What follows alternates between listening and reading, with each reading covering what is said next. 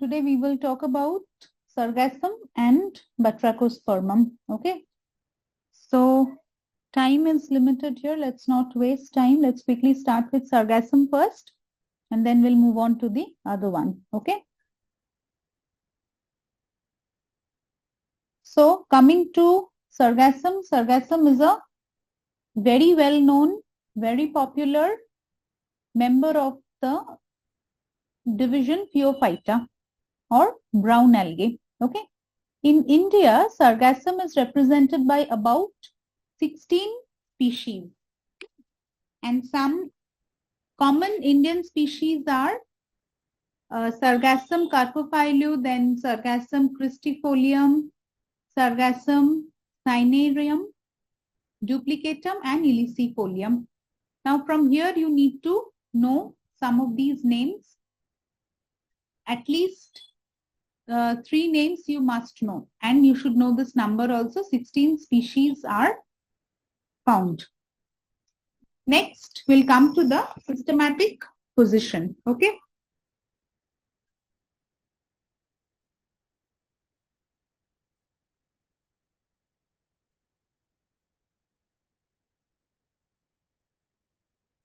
You can see the domain is eukaryota. These are, of course, these are macroalgae and are eukaryotic in nature. It belongs to the kingdom Plantae, division Heterocontrophyta, class Phaeophyceae, order Fucales, family Sargassaceae. Please note the spelling. It's Ssaceae and genus Sargassum.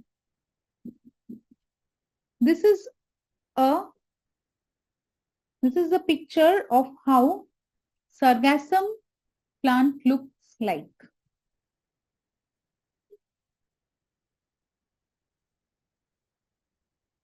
Sargassum looks very simple with the entire plant body is differentiated into the main axis, leaves. The structure is very simple. You can see the leaves here.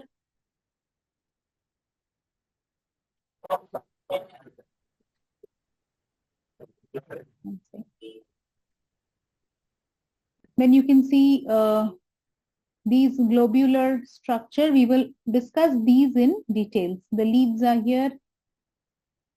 Leaves of front. Then this is the main axis.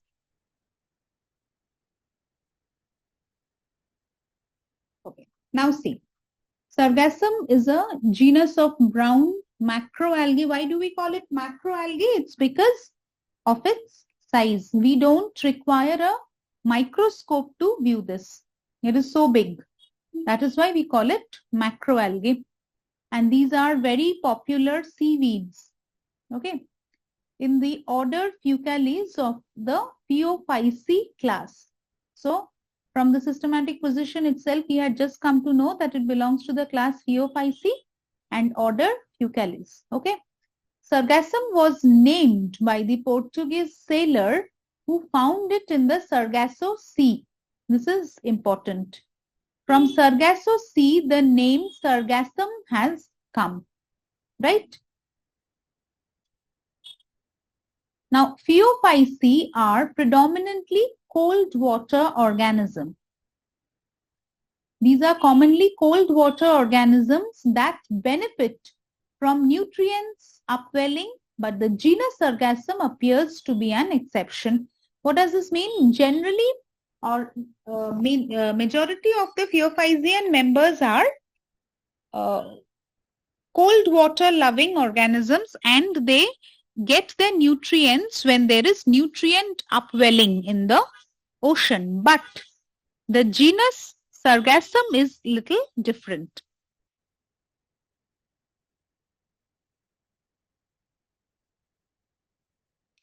It grows to a length of several meters and is dark green to brown in color. Okay, the color may vary. It can be dark green to brown. The plant body is a diploid sporophytic plant body.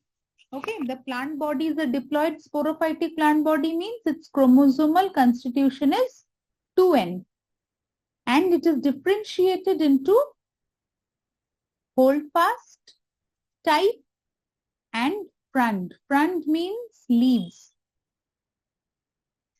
Stipe is the axis here and holdfast is the structure which is used for anchoring. It is more like this. Holdfast is a structure which is more of like this. Suppose this is the rock, this is the substratum on which, with the help of the holdfast, the plant remains attached. This is the holdfast.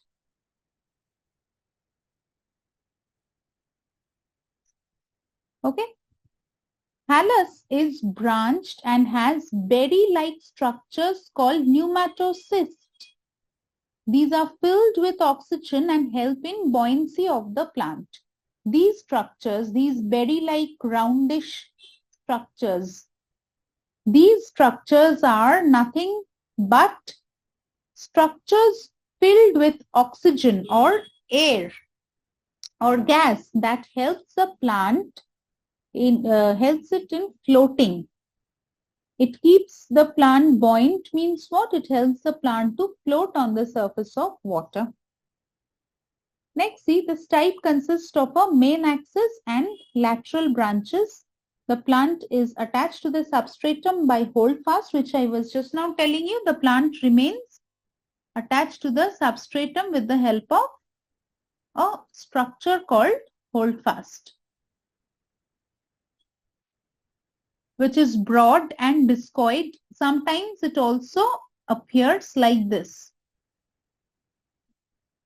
Okay. Mature plants are, however, free-floating. The main axis has two types of plant. So before we come to the types of branches here, two types of branches are present on the main axis.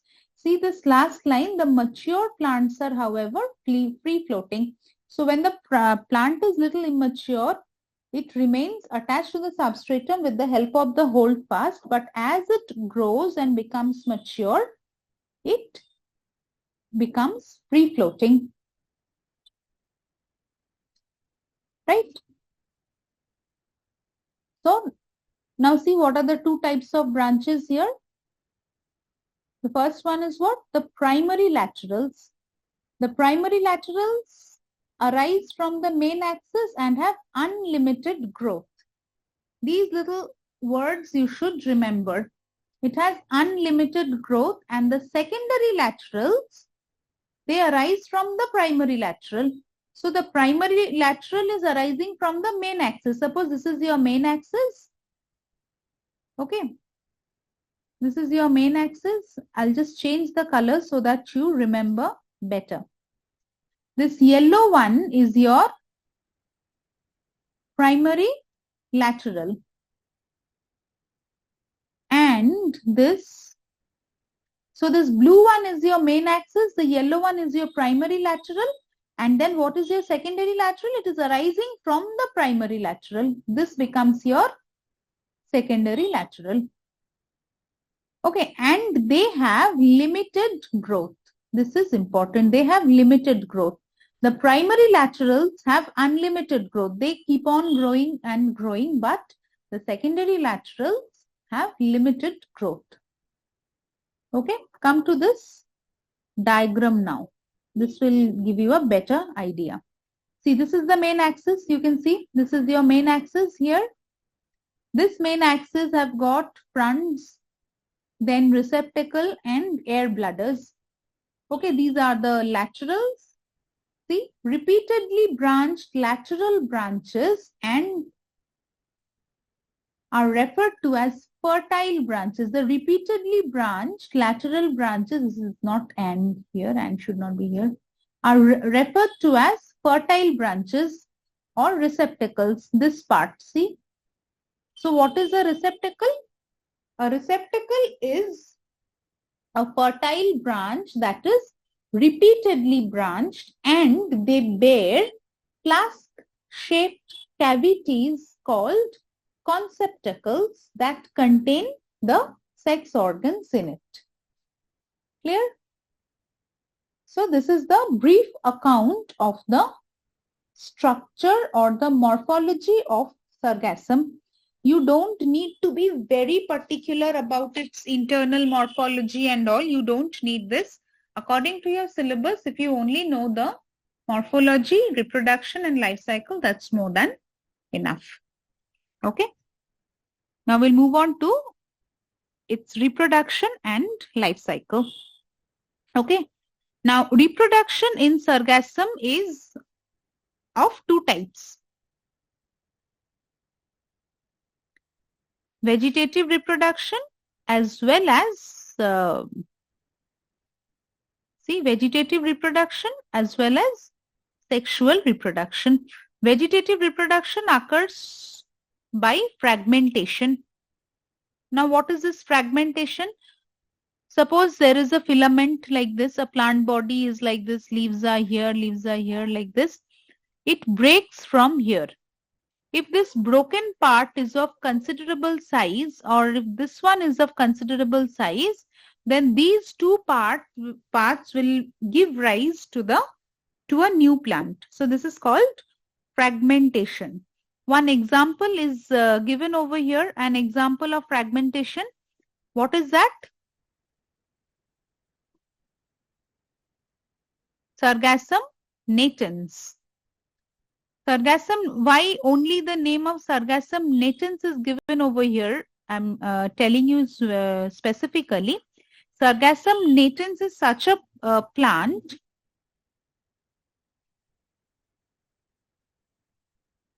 this depends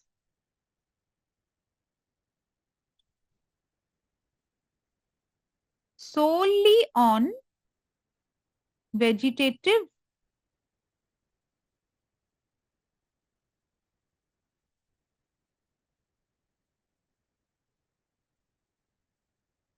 reproduction. That is fragmentation. All right. See, both. Now we'll talk about, there is nothing much to talk about this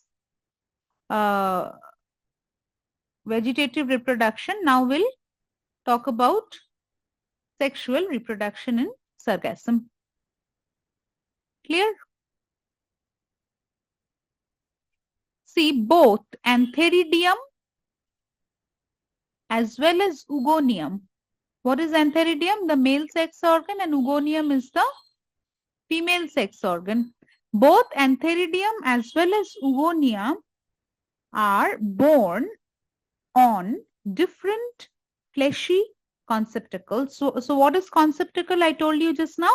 Conceptacles are structures that are present on receptacles, and these conceptacles have they have what? They have they bear the reproductive structure.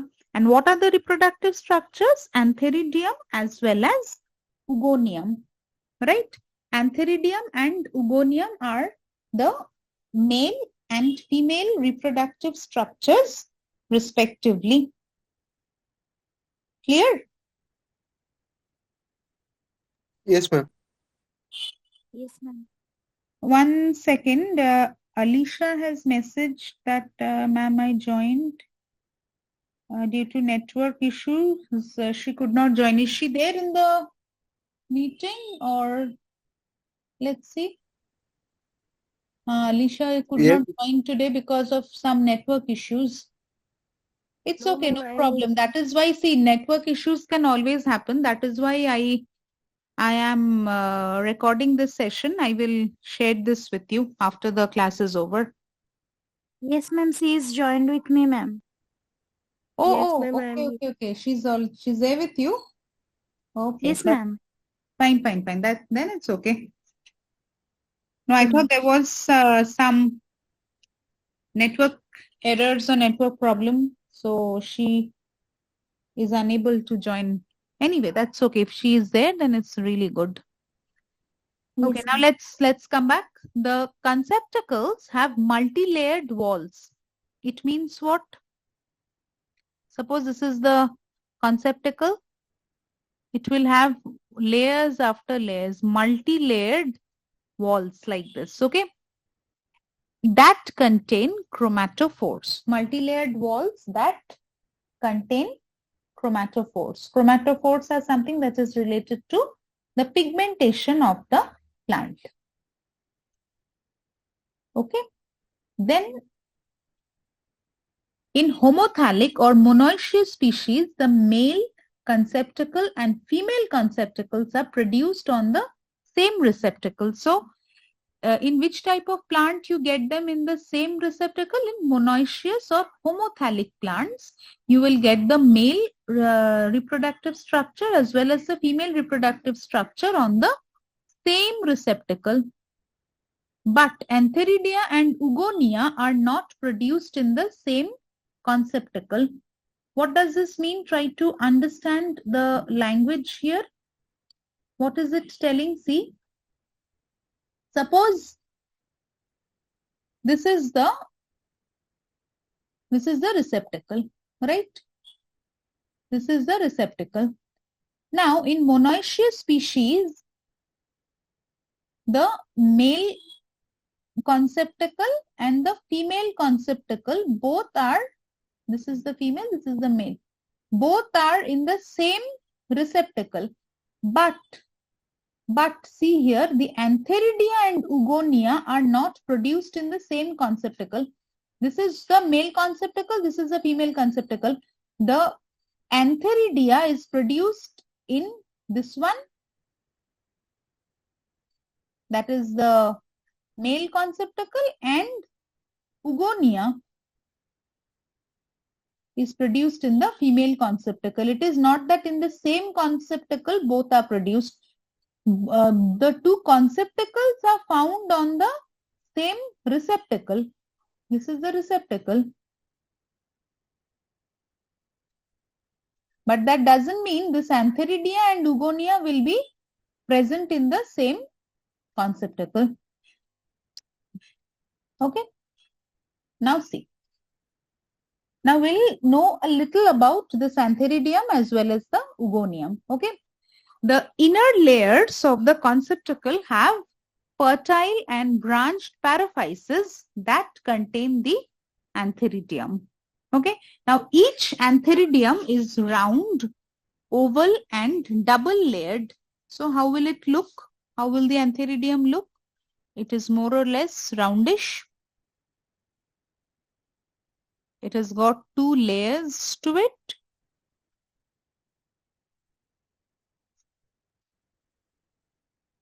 And it gives rise to 64 antherozoids after meiotic division. Remember this line, 64 antherozoids after meiotic division, right? Now these antherozoids are biflagellate and pear-shaped. How will it look? Biflagellate. See, two flagella are there and they have the shape of a pear. Okay. The flagella arise subterminally and are unequal in size. That means what? One is little bigger, the other is little smaller, unequal in size. The wall of the Antheridium breaks and all the antherozoids are released in water. Sargassum, as in the beginning we have discussed, is an aquatic organism or aquatic algal specimen. So its antherozoids are all released in the water from where it floats and move towards the Ugonium to fertilize the egg cell to give rise to the zygote. Right? Now see, coming to the Ugonium, the Ugonial initials are also formed by the inner layers of the female conceptacle. And how does it look? It is round and triple layered. Here the antherozoid was double layered. See, it is double layered, but here it is triple layered. The triple layered structure will have three layers to it: the outer exocyte, the middle mesocyte, and inner endocyte. Okay. Now look at this. If you see this gametophytic phase, which is not too big, it's not too big here. See, the two gametes are formed here, the male and female gametes. That the male one fertilizes the female one and it gives rise to a diploid zygote here. The diploid zygote has a chromosomal constitution of 2n, and this zygote again develops into a new plant, which is diploid in nature. Now, if you look at the life cycle here, you see vegetative reproduction, as we said, only fragmentation operates here. Then coming to the next plant body. Coming to the plant body here, you see the Sargassum plant body is 2n diploid sporophytic structure that will have female conceptacle and male conceptacle. The female conceptacle will have oogonium that will form egg cell, and this will have the antheridium that will form antherozoids or sperms. When these two are going to meet, they will give rise to the zygote. When fertilization will occur, they will give rise to the diploid zygote. The zygote will germinate to give rise to the mature Sargassum plant. So this is the entire life cycle of the plant. Okay. See the nucleus, which is a diploid nucleus now. The nucleus of Oogonia divides meiotically to form 8 haploid nuclei, which I was just now telling you here. The egg cell, as the antheridium formed 64 antherozoids by meiosis, here also the egg cell will divide meiotically to give rise to 8 egg cells. Out of this 8, 7 gets aborted. Okay, they gets degenerated and only 1 remains functional for further fertilization. Right now, this oogonia remains attached to the inner walls of the conceptacle by a mucilaginous stalk.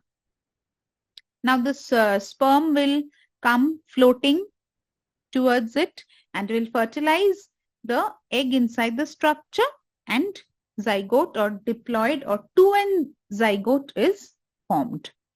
Fine. Now, see, the zygote is formed once the ovum gets fertilized.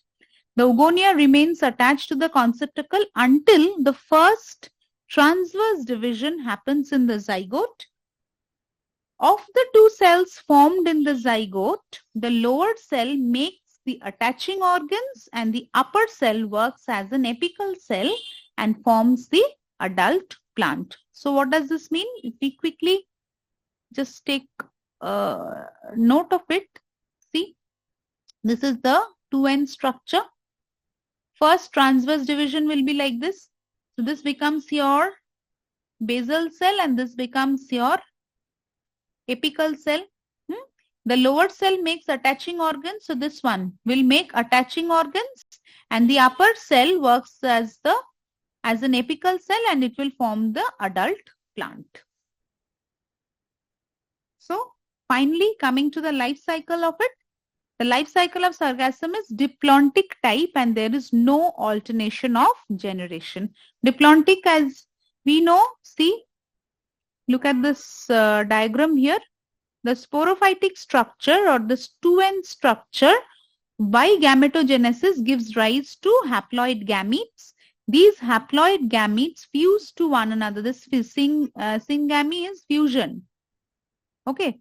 It fuses with one another to give rise to the diploid zygote, and this diploid zygote grows into a matured diploid sporophytic plant body. That is why we call it a diplontic life cycle. Okay. The main plant body is a diploid sporophyte. The formation of antherozoids and ovum is the only representation of haploid phase here. See, throughout the cycle from here to here, it is all diploid. Only from gametogenesis, from